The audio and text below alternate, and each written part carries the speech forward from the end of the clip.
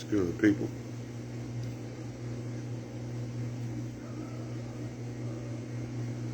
It's funny. I can remember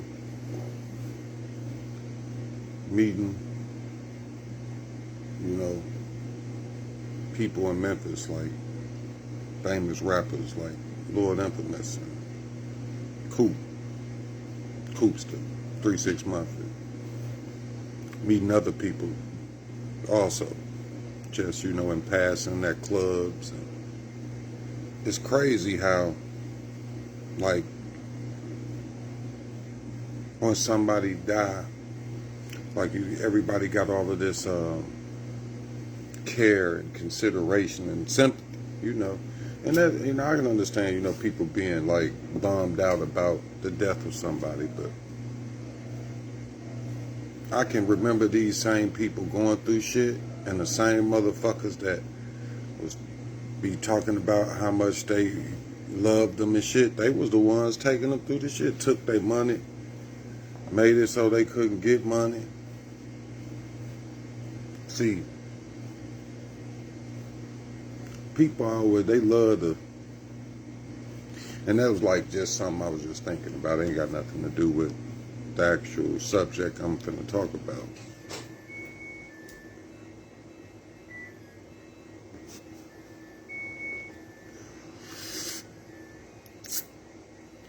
But all the shit that's going on, right? All the shit that's going on. People want to say it's the devil. The devil, the devil, the devil, the devil. Satan, the devil, Lucifer. Okay?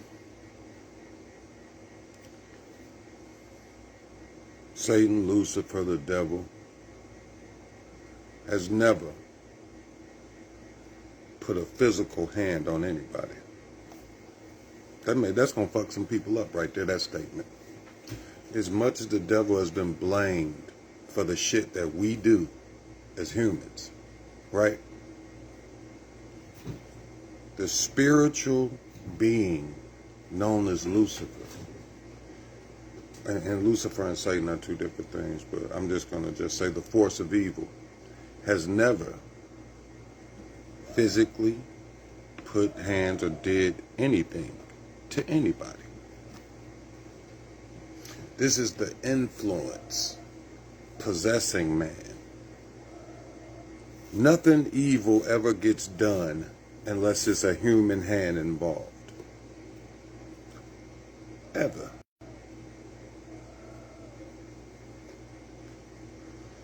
A lot of people got the devil fucked up.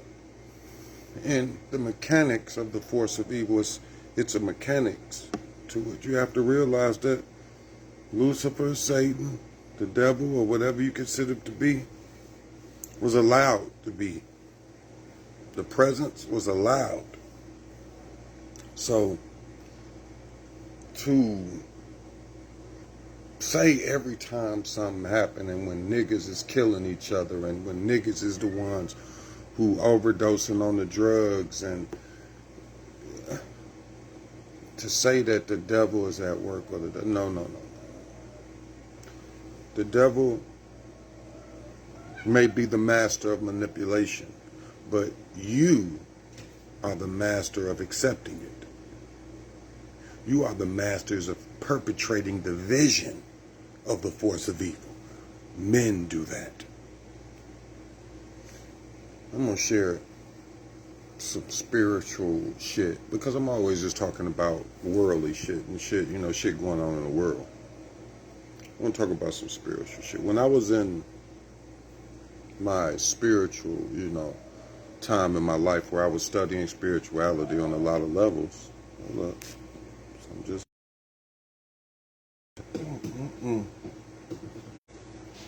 my fucking phone, right when I said spirit and started talking about spirits, my phone just jumped and go dead. I was just at 40%. I know I should have had enough.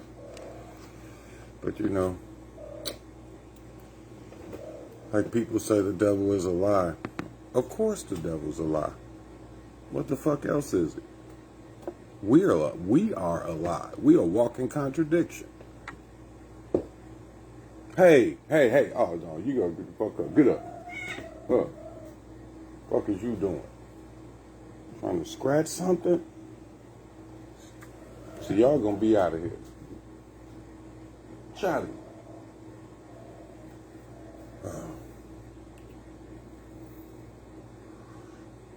But let me just share a little something with you. I'm gonna share this because I see it's a lot of forces at work that probably don't want me to share this information, but I'm gonna share this information. It's my personal life experience. All right.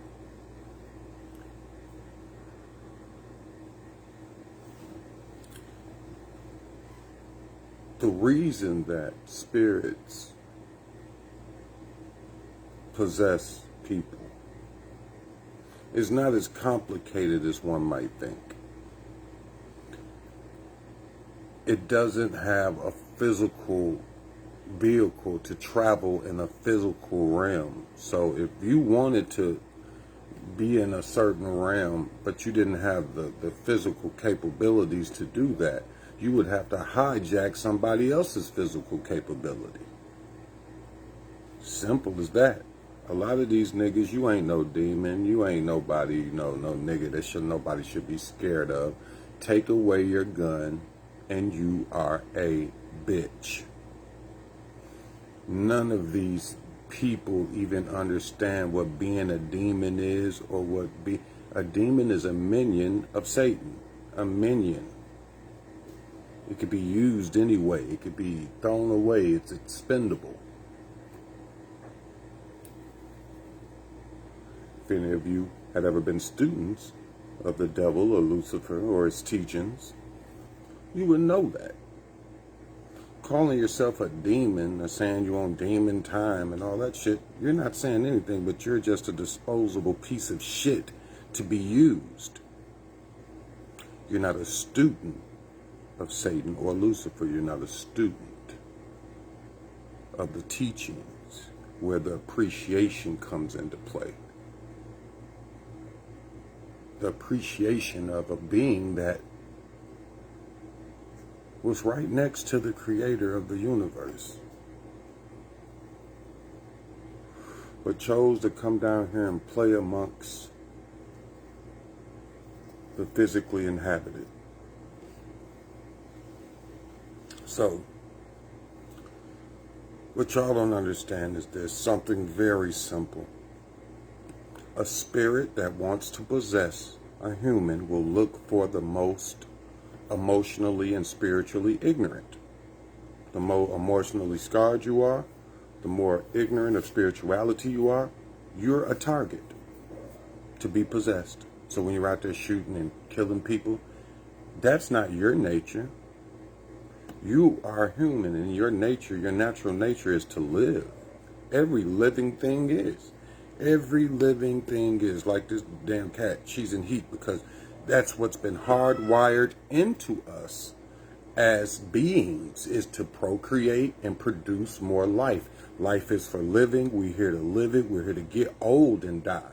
Not die prematurely. That's not human nature. Human nature is to live on and to create a part of you that lives on and on.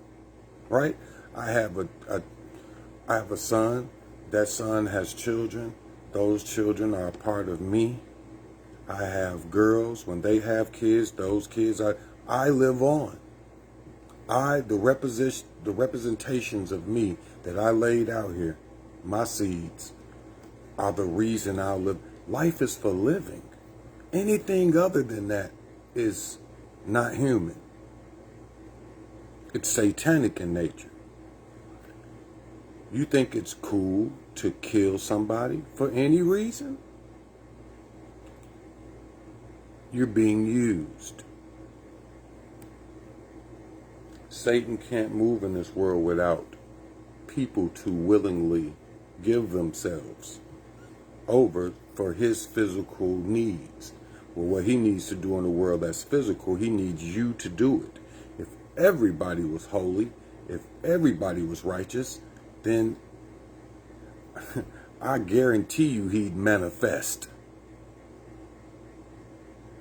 and show everybody who he truly is. But he don't need to do that long as he has people who are willing hosts, and some are unwilling hosts. Most are unwilling hosts to do its bidding. There's no need to show itself. That's why people don't know. Most people are atheists, which is just another religion, and they'll give all these reasons to why God or Satan or the spirit or force of evil doesn't exist. They'll give you all these reasons. The thing about those reasons is they almost prove that there is a higher force in them, because none of this makes sense without that. This to just be some miraculous thing that happens and keeps going on is way more foolish than to believe that it's a grand architect of this all. That doesn't mean we're in the physical realm. That doesn't mean he's going to break through the physical realm from the spiritual realm to come in, grab our hands and walk us through a life that we was made to live. We were made to live this life and live by the choice. That's what's so special about this life and this place. Spirits don't have angels don't have a choice. It's the reason his favorite creation, the Creator's favorite creation, had a disagreement or a break, or it was a natural occurrence though, because he allowed him to have a choice. Angels don't have a choice. Spirit don't have a choice. You are bound by what it is, the science of the spirit. You are bound by that. Once you die, you enter the spirit realm again. You bound by that. So that's what I always tell people: focus on your spirit, focus on what you're feeling, focus on the feeling. The spirit's trying to talk to you, you're ignoring it. When you do something or say something and you do it and you say it, but really you don't feel right afterwards. You don't feel right after you did and said what you did, because your hand was being guided by a negative force. But you have a choice. He's not physically grabbing you and making you do anything. He's never physically grabbed. That's why I say the force of evil, the force of evil, what people call the devil, it needs human hands.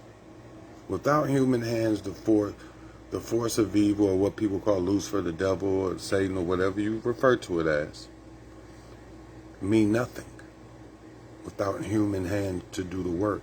If it's only doing or affecting this realm and this world, that's the way the power is only here. The power is only here if you got an infinite spirit, all right? Because the Creator is an omnipresence. So if you got a spirit that comes from that is basically a very powerful spirit.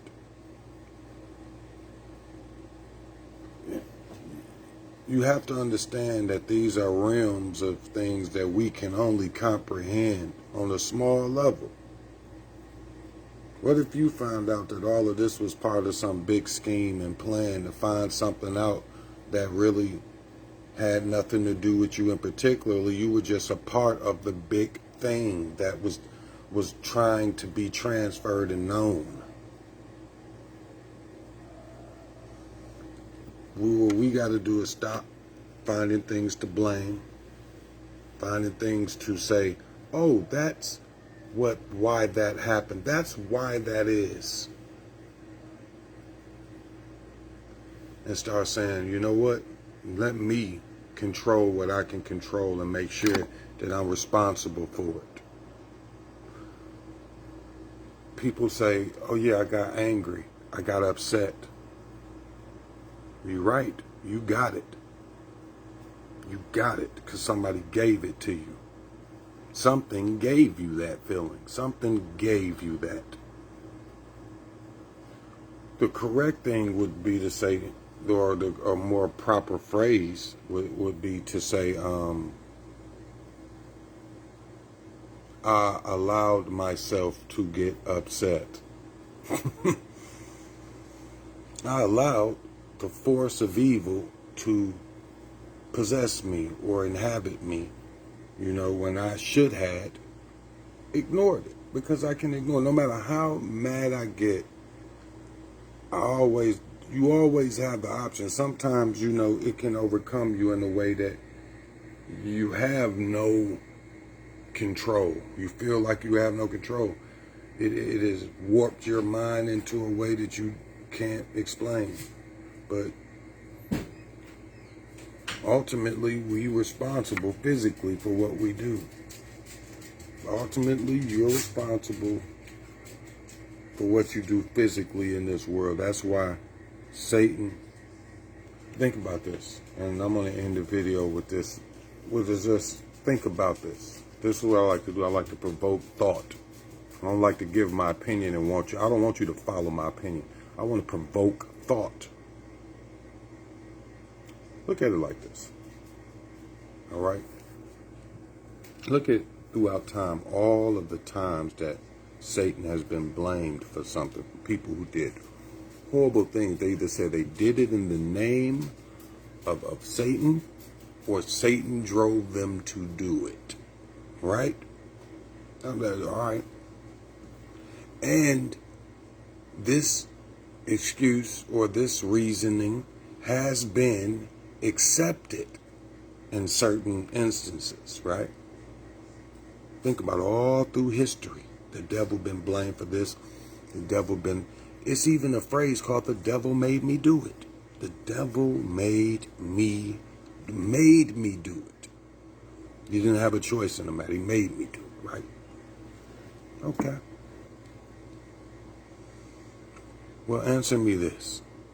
How many times has the devil went to jail? How many times has the devil got the electric chair? How many times has the devil did life in prison? Not one time. Not never.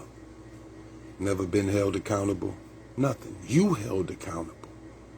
So for all you niggas who think you demons and you think you have some bond with Satan or bond with Lucifer, I want you to think about that.